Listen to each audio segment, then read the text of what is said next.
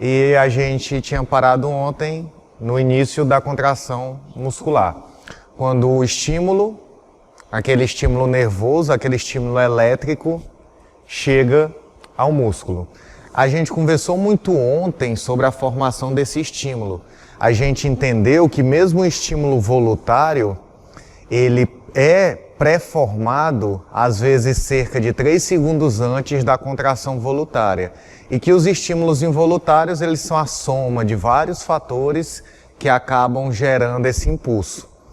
E a gente entendeu também que eu acho bem pertinente lembrar, porque tem a ver tanto com o que eu vou falar agora, como com bioenergética, que eu vou falar depois, sobre algumas leis da termodinâmica, que nada se perde, tudo se transforma. Inclusive, estímulos que são resposta à temperatura, ação, estímulos aversivos, equilíbrio, que se transformam no estímulo elétrico, que nesse estímulo elétrico, o neurônio, a nível do sistema nervoso, libera um estímulo químico, que é a acetilcolina, que no músculo esquelético vai virar um estímulo elétrico novamente. Esse estímulo elétrico vira um estímulo químico novamente, e aí vai ter a ação real do músculo, que é um estímulo mecânico. Aí o cara pode dizer, mas você disse que nada se perde, tudo se transforma. O estímulo mecânico continua sendo transformado. No caso, ele se transforma em calor, que é a produção térmica do corpo, e assim sucessivamente. Esse calor interage com o meio, etc. A gente tem aqui, novamente, o receptor de acetilcolina. Esse é outro tipo de imagem, eu mostrei para vocês em outro formato, um formato estrutural, dando destaque às partes que compõem esse receptor. Esse é o receptor nicotínico, é o receptor que está presente no músculo esquelético. Entendam que existem outros tipos de receptores de acetilcolina, como a gente falou no sistema nervoso central. O mais comum são os receptores muscarídeos. E mesmo dentro desses receptores muscarídeos tem isoformas diferentes que têm resultados diferentes, mostrando que normalmente é o receptor que interpreta o sinal. Não tem um sinal único que diga, faça isso. Um exemplo também é a adrenalina ou a noradrenalina. Em alguns sistemas ela promove um tipo de ação, em outros sistemas ela promove outro tipo de ação. Essa minha fala inicial é para chegar nessa imagem e mostrar os vários componentes que estão envolvidos na contração muscular. Tudo que eu falei está representado nessa imagem e agora a gente vai ver passo a passo. A soma de todos os estímulos, a vontade de contrair o músculo, certo? Eu peguei numa barra. Na hora que eu pego numa barra, eu tenho uma sensação do quanto aquele peso, do quanto tem de peso ali, do movimento que eu vou executar. Isso vira um estímulo elétrico que desce pelos grandes neurônios motores alfa. Os grandes neurônios motores alfa estão em contato com as fibras musculares, como a gente mostrou. Um neurônio despolariza várias fibras musculares. E ao chegar esse estímulo a nível de botão sináptico, vocês viram que é um estímulo elétrico, né? O que é que esse estímulo elétrico faz? Ele despolariza essa junta, esse botão sináptico, né? Que é a extremidade do axônio, que está em contato com o tecido muscular, abre canais de sódio. O canal de sódio permite que o sódio entre, diferente do que algumas pessoas acreditam. Não é o fato da membrana do axônio despolarizar que vai fazer com que a acetilcolina se mobilize até a junta neuromuscular, não. Quando começa a ter a repolarização, que a gente mostrou também, né, que voltam a abaixar a polaridade da membrana por causa da abertura dos canais de potássio, fica numa voltagem específica que abre canais de cálcio. O cálcio que entra nesse espaço é que ativa enzimas que mobilizam a acetilcolina na direção da junta neuromuscular. Pessoal, eu poderia colocar várias enzimas que estão envolvidas nesse processo, porque tem enzima que mobiliza essa vesícula, tem enzima que transporta essa vesícula, tem enzima que acopla essa vesícula nessa membrana e tem proteínas que fazem com que essa vesícula volte. Em conjunto, essas enzimas são chamadas de sinepsinas. Mas, em conjunto, eu não vou detalhar nada, mas só para citar alguns exemplos, são V-shares que transportam e são T-shares que fazem com que essa acetilcolina seja liberada. Essa acetilcolina liberada, ela fica em contato com o tecido. Eu mostrei para vocês que essas enrugações se devem a um aumento da área de contato. Aqui eu vou ter os receptores de acetilcolina. A gente mostrou que são necessários 2 acetilcolinas para que tenha contato com as partes alfa desse receptor, que é a parte alfa que identifica o neurotransmissor. A gente mostrou que enquanto tiver acetilcolina aqui, essa membrana vai ser despolarizada. Tudo isso eu estou só juntando algumas coisas que a gente comentou na aula passada. A gente mostrou que enquanto tiver acetilcolina aqui, tem essa despolarização. Contudo, existem enzimas que removem essa acetilcolina daqui, que é a acetilcolinesterase, quebrando em colina para ser sintetizado de novo. A junção da acetilcolina, esse desenho, como alguns outros desenhos do McArdley, como eu mostrei ontem no fuso muscular, eles pecam por alguns detalhes. É um detalhe, mas seria mais indicado que tivesse uma acetilcolina aqui e outra aqui, mas é um detalhe. Essa acetilcolina permite que o receptor se abra, se afaste, que é a ação dos aminoácidos desse receptor quando está em contato com a acetilcolina. E como eu disse para vocês, ela não é um canal de sódio, ela é um canal catiônico. Ela tanto permite a saída de potássio como a entrada de sódio. Contudo, o sódio está movido por um gradiente tanto iônico como por um gradiente elétrico. Então, a entrada de sódio é bem maior do que a saída de potássio. Essa entrada de sódio na célula faz com que a célula despolarize. A despolarização da célula, eu mostrei para vocês a estrutura do músculo esquelético ontem, faz com que esse impulso se espalhe por toda a membrana próxima, né? E desça pelos túbulos T. No músculo esquelético, os túbulos T estão em íntima ligação com os retículos sarcoplasmáticos. Essa íntima ligação é chamada de tríade, porque no meio eu tenho o túbulo T, do outro lado, de cada lado dele, eu tenho um retículo sarcoplasmático. Não é assim em todo músculo, não. Só quem tem essa organização desse jeito, ipsilítere assim, é o músculo esquelético.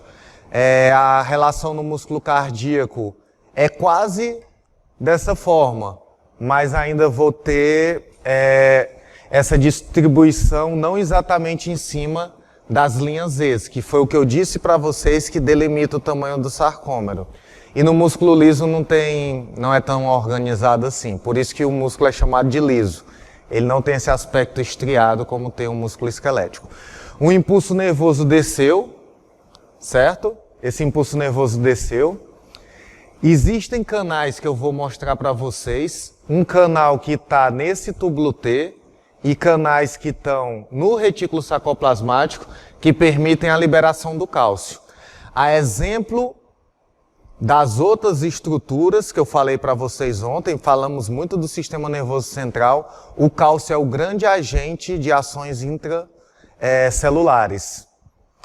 No músculo esquelético, o cálcio vai se ligar a uma das proteínas que está fixada aos filamentos de actina, que a gente também mostrou a estrutura ontem, e vai fazer com que o sítio ativo fica exposto. O simples fato desse sítio ativo ficar exposto mobiliza a cabeça de miosina, certo? A gente vai já mostrar detalhadamente cada uma dessas etapas. E a cabeça de miosina, quebrando um ATPase, faz um movimento mecânico. Eu preciso de um ATP pré-hidrolisado para que a cabeça de miosina quebre, se solte da actina. No meu tempo de estudante, a gente acreditava que o ATP fazia o movimento da cabeça de miosina. Hoje, lembrando que isso é uma teoria, né? Hoje, acredita-se que o ATP libera a cabeça de miosina da actina, que o movimento é uma interação simplesmente por configuração iônica. Iônica não, elétrica, que faz com que essa cabeça se atraia à actina. Um fato de um sítio estar exposto ao outro simplesmente atrai a cabeça. Também vou precisar de ATP para remover esse cálcio aqui, quando acabar a contração. A remoção desse cálcio é dependente de ATP por uma bomba que tem no retículo sarcoplasmático chamado cerca. Essa bomba é um ATPase que coloca o ATP de volta no retículo sarcoplasmático. E o músculo esquelético, diferente de outros músculos e diferente de outros tecidos, não depende do cálcio extracelular para se contrair. Ele depende só do cálcio que ele armazena. Basicamente, esse é o esquema simplificado do que leva à contração do músculo esquelético. Eu falei para vocês que tem canais, falei para vocês que tem um canal aqui no túbulo T e tem um canal aqui no retículo sarcoplasmático que permitem essa liberação do cálcio. Esses dois canais são esses aqui. A nível do túbulo T, eu tenho um canal de dihidropiridina, ou DHPR. Esse canal de DHPR, ele está em íntima ligação com um canal que está presente no retículo sarcoplasmático. Essa imagem aqui, ó, representa isso aqui, ó.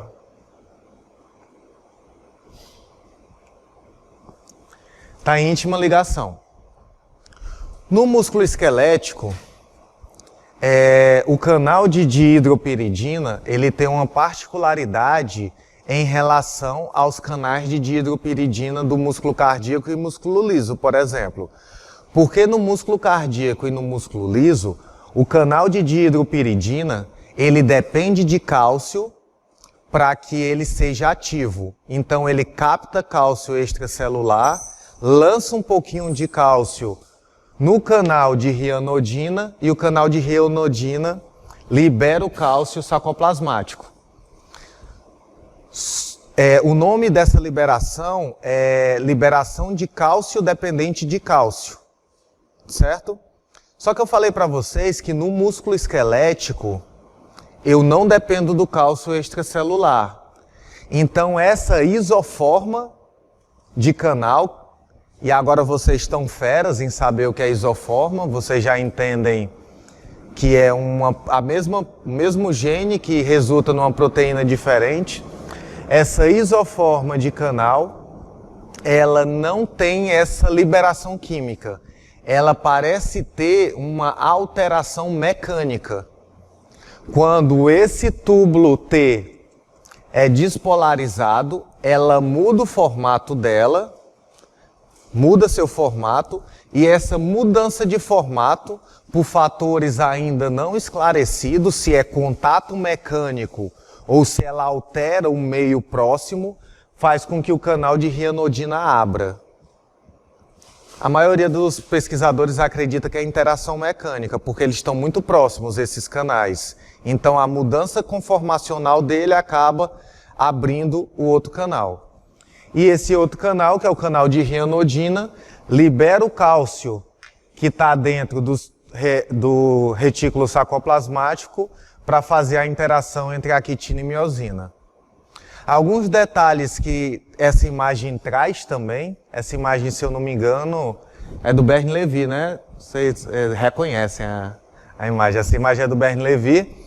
Mostra o sistema de calcextrina, né, que tem dentro do retículo sarcoplasmático, que é responsável tanto por segurar esse cálcio dentro do retículo sarcoplasmático, como deixar ele próximo aos canais de rianodina. E essa imagem também nos traz a bomba de cálcio que eu falei para vocês, que é a cerca, que é uma ATPase.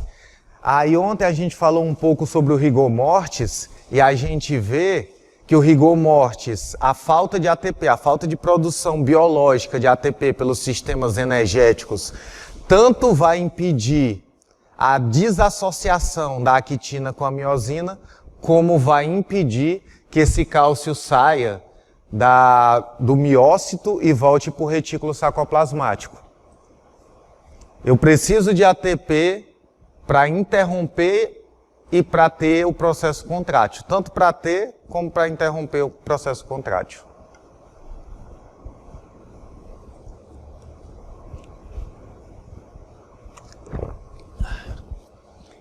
Esse aqui é só um gráfico, pessoal, basicamente com a mesma imagem passada, mas mostrando uma associação entre a liberação do cálcio mioplasmático e a força de contração. Reparem que isso aqui é um evento, é que nem eu disse, vai tudo se transformando. O evento elétrico, se ele tivesse representado nessa imagem, estaria bem mais ou menos por aqui, ó. Eu tenho um evento elétrico, que é rápido, muito rápido. Eu tenho um evento químico, que não é tão rápido. E eu tenho um evento mecânico, que é o mais lento dos três. Então são três processos separados que muitas vezes as pessoas confundem, misturam tudo e não entendem que a despolarização ocorre um pouco antes do processo contrátil. Porque entre os dois processos ainda tem um evento químico, que é a liberação do cálcio. Enquanto os níveis de cálcio estiver alto, que essa imagem me mostra também, a minha força de contração continua alta também. Então o músculo e o tipo de fibra, eles têm características diferentes de remoção de cálcio e de ATPase. A famosa ATPase que eu falei na aula passada, que classifica o tipo de fibra de tipo 1 ou do tipo 2, é relacionado a essa desassociação a essa associação com a ATP. Ok? Só ilustrando de novo, ó, túbulo T, canais de dihidropiridina, canais de rianodina, liberação do cálcio, a cerca, né, que coloca o cálcio de volta, e os sistemas terminais de calcextrina, que deixa o cálcio próximo ao canal de rianodina. No caso, uma pessoa que ela tem um déficit de cálcio na sua alimentação, pode prejudicar de alguma forma? A maior fonte de cálcio nossa somos nós mesmos, tá entendendo? A maior parte do cálcio intracelular, ele é do sistema de regeneração e degradação do tecido ósseo. É necessário, lógico, ter uma reposição de cálcio, mas mesmo se a gente pegar o fator extremo, que é a idade, onde vários sistemas fisiológicos ficam prejudicados, é difícil você repor cálcio. Mesmo você tomando cálcio puro, mesmo você tomando fontes de cálcio, o idoso ainda tem déficit de cálcio, porque esse sistema de liberação e recaptação de cálcio dos ossos está prejudicado. E também o transporte do cálcio, a assimilação do cálcio, depende de vários outros fatores fisiológicos. Eu estava conversando ontem com a Clerton e com alguns alunos sobre isso, que às vezes a gente pega eventos isolados e para pensar num contexto geral tem muitos fatores que intervêm. Tem muitos fatores que intervêm. O consumo de algumas substâncias, por exemplo, que tem peso molecular semelhante ao do cálcio, cria certa concorrência para o transporte do cálcio intracelular. A nível de músculo esquelético, talvez seja indiferente a suplementação de cálcio. Eu estou falando de forma sistêmica. Por que talvez seja indiferente? Porque o cálcio do músculo esquelético ele é intracelular. Ele está dentro da célula. E isso é outra coisa que confunde o aluno, porque ele fica pensando, mas se o cálcio está dentro da célula, como é que eu tenho essa liberação de cálcio mioplasmática? Porque ele está dentro de uma organela dentro da célula. Esse cálcio não está dentro do mioplasma mesmo. Ele está separado como se fosse num saco que tem, entre outras funções, armazenar esse cálcio.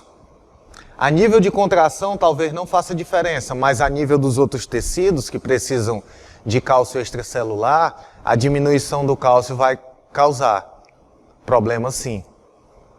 Tranquilo? Dos dois. Tu tá falando do processo de liberação do cálcio? Existem duas células que são especializadas nesse processo, os osteoclastos e osteoblastos.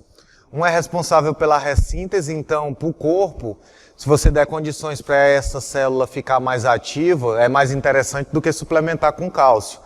E outra que é responsável pela degradação.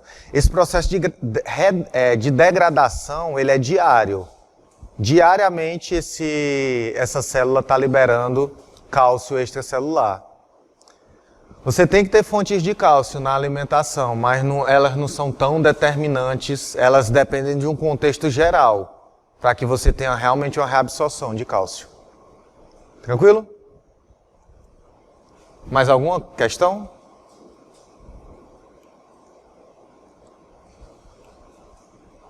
Então tá aqui, pessoal, só para ilustrar, agora mostrando numa imagem aumentada, né? Aqui a gente tem um canal de dihidropiridina, ele é um canal que está na membrana do túbulo T, ó. A gente pegou uma imagem bem grande, pegou uma imagem menor e agora a gente está mostrando só os canais mesmo.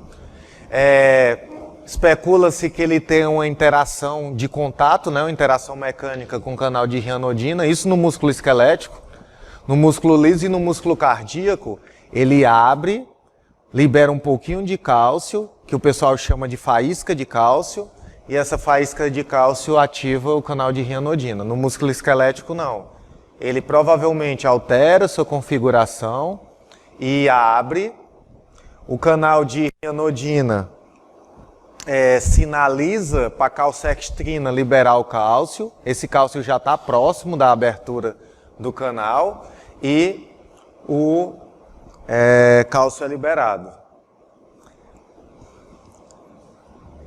Isso aqui foi a configuração, foi tu mexendo, não era para estar aqui em cima.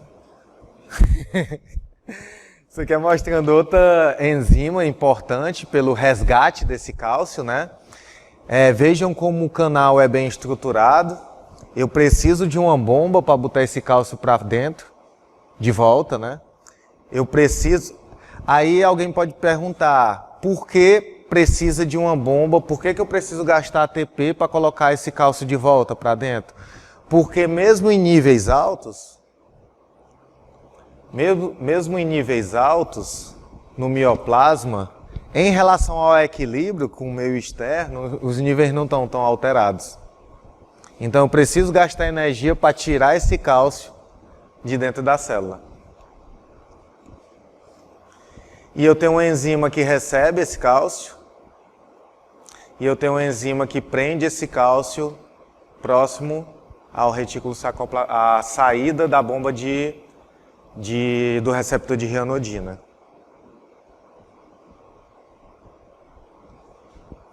Essa imagem é bem bacana, que mostra que existe um ambiente intracelular, ó, no retículo sacoplasmático, lúmen do retículo sacoplasmático com enzimas que só estão dentro desse lúmen do retículo sacoplasmático.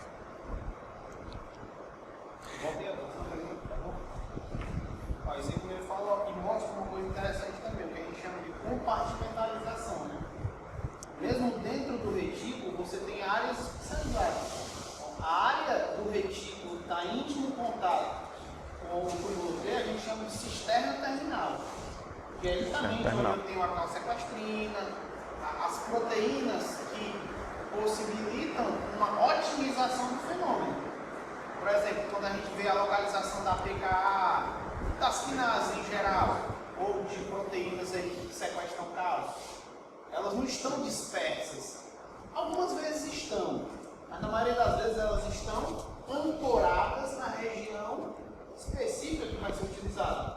Então o óxido nítrico, por exemplo, ele está, a iniocintase, ele está bem pertinho do local onde eu vou da guanilate ciclase. Então, a iniocintase produz óxido nítrico, o óxido já vai na guanilate ciclase e ativa ela. Então é uma compartimentalização. Isso é muito importante no funcionamento da biologia celular.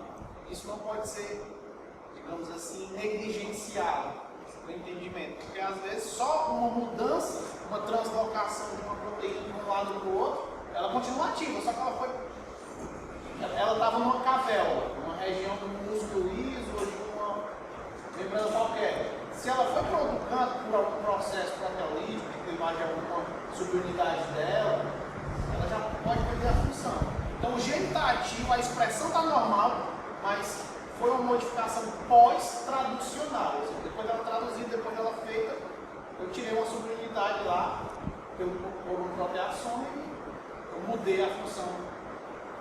Aí é o que a gente chama de metabolômica, é o funcionamento da proteína. Funcionamento da proteína. Porque ela pode estar gene normal, sendo expressa normal, ou seja, genética normal, genética normal, mas o funcionamento não está normal. São vários níveis de regulação da biologia celular que são importantes para a gente se ater. É só pegando um termo que o Aclerto usou, que talvez tenha passado rápido, ele falou cavéola. Cavéola é o análogo do retículo sarcoplasmático no músculo liso.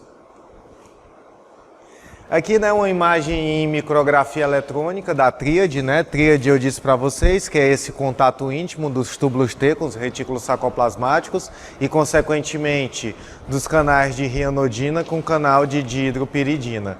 Eles têm mais ou menos essa organização com um canal de dihidropiridina bem próximo a um canal de rianodina.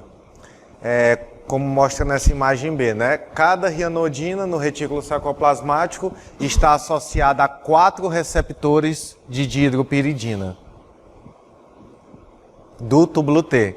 Por que consegue ter essa associação? Por causa da organização do músculo esquelético, do músculo estriado esquelético. A gente falou do controle motor, a gente falou do estímulo que é gerado, das possibilidades de mobilização desse estímulo, a gente falou da estrutura do músculo esquelético, a gente falou da despolarização, mostrou os eventos que levam à liberação do cálcio e a gente vai começar a falar da contração muscular. Lembrando sempre que a gente vai falar de contração a nível de miofibrila, é sempre importante ter essa diferenciação, visualizar onde estão acontecendo os eventos, entender que no músculo inteiro ele é composto de fascículos que eu mostrei para vocês. Cada fascículo desse tem 150 fibras e cada fibra dessas tem inúmeras miofibrilas. Talvez a hipertrofia, talvez não, a hipertrofia é a adição de miofibrilas. Não é fácil de definir, como a gente vai conversar daqui a pouco, mas a hipertrofia é a adição de miofibrilas. Então, isso aqui eu falei.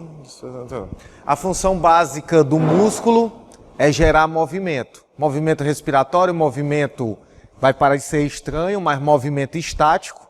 Por que eu estou falando movimento estático? Porque o músculo tem que se contrair para manter certas posturas do corpo da gente. E o movimento propriamente dito, que é quando eu aproximo uma parte mais móvel, geralmente distal, de uma parte mais estabilizada, geralmente mais proximal. Os livros antigos de cinesiologia chamavam essa parte de inserção e essa parte de origem. Os livros mais atuais não usam mais esses termos, usam origem proximal, aliás, inserção proximal e inserção distal. Um detalhe interessante é que normalmente a inserção de um músculo é próxima do eixo articular. Isso faz com que eu tenha uma resistência muito grande para levantar, diferente do que se essa inserção fosse aqui, por exemplo. Eu precisaria gerar menos força para subir mas essa adaptação anatômica que a gente tem é para ter uma maior amplitude de movimento. Quando eu tenho uma inserção próximo do eixo, eu consigo ter uma amplitude de movimento maior. A maioria dos nossos músculos tem esse formato. Isso aqui eu apresentei para vocês ontem, né? Isso aqui é um filamento de actina. O filamento de actina, eu tenho a actina globulosa, né? Que é essa redondinha. Por dentro eu tenho a actina filamentar. E cobrindo a actina, até parece que estabilizando ela, eu tenho a tropomiosina. Eu acho que essa é a imagem mais ilustrativa, porque eu mostrei isso tudo separado para vocês ontem, né? E agora vocês estão vendo tudo junto. Aí veja o complexo que eu falei, ó. Troponina inibitória, troponina que tem alta afinidade com cálcio, troponina C, e troponina tropomiosina. O que é a troponina tropomiosina? É o que fixa as outras duas à tropomiosina, ó. Por isso que ela é troponina T, troponina tropomiosina. Ela fixa a tropomiosina, ó. Essa troponina inibitória estabiliza esse complexo em cima de um sítio que tem alta afinidade pela miosina. E a troponina C é quem tem alta afinidade pelo cálcio e pelo magnésio. Então, ó, eu tenho... Aqui é um movimento de contração já acontecendo, né? Eu vou daqui a pouco mostrar o que é que acontece entre isso e isso.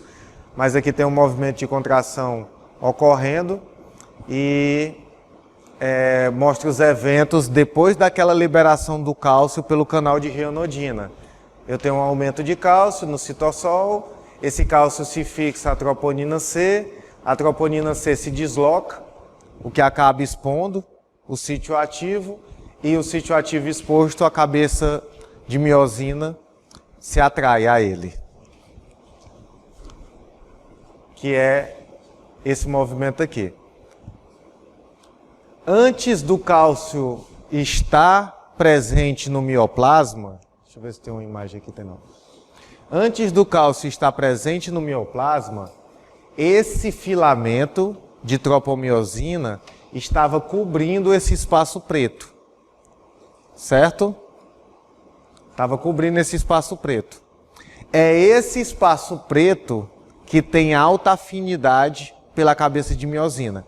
A simples posição desse espaço faz com que a cabeça de miosina suba e se fixe fortemente a esse espaço. Ontem eu conversei com vocês que não se sabe, pelo tamanho da estrutura, aonde é o sítio de ligação da cabeça densa, cabeça curta, né, da miosina. Mas provavelmente é aqui em cima. Lembram que eu falei isso? Provavelmente é aqui em cima. Então, a simples exposição desse sítio faz com que a cabeça de miosina suba. O cálcio liga a troponina C. A troponina C altera sua conformação, mexe a tropomiosina, que é esse filamento aqui. Esse filamento estava cobrindo o sítio ativo da actina, e a exposição desse sítio ativo faz com que a miosina suba e tracione a actina na direção da linha M. É por isso que a gente passou aquele tempo todo mostrando cada estrutura do sarcômero para ninguém ficar perdido agora. Então aqui, ó, tem uma presença de cálcio, a troponina se atrai à actina, início da contração. Eu tenho o primeiro ciclo de deslizamento, onde essa cabeça faz esse movimento nesse sentido. Eu tenho um desligamento da actina, da miosina, e eu tenho um reinício do ciclo. Se eu ainda tiver o cálcio e se, com a presença do cálcio, essa zona ativa ainda estiver exposta. E essa imagem é a que é mais presente, né, nos livros de fisiologia. Eu tenho O ciclo se inicia aqui, né? O músculo está relaxado por causa dos mecanismos regulatórios, por causa da troponina cobrindo o sítio ativo. Isso aqui é o início da contração. Eu tenho a quitina mais a miosina, com a miosina tendo a ATPase. Por que tem essa imagem aqui, pessoal? ADP mais fosfato. Porque eu tenho um ATP parcialmente hidrolisado na cabeça da miosina. Ele está quase quebrado, ele está parcialmente hidrolisado. O sítio é exposto, a miosina se acopla à quitina, que está representado nessa imagem com esse sinal de menos, dizendo que as duas estão juntas. Eu ainda tenho o ATP, o ADP, o ATP parcialmente hidrolisado, que é representado dessa forma, ADP mais fosfato livre. Eu tenho a quebra total desse ATP, que é o que vai fazer com que essa cabeça se separe da quitina. E eu falei para vocês, ó, é aqui que o ciclo para se eu não tiver ATP. Se eu tiver morto, por exemplo, não tiver mais uma via de produção de ATP, o ciclo para aqui e como as duas estruturas estão em contato, eu apresento o rigor mortis.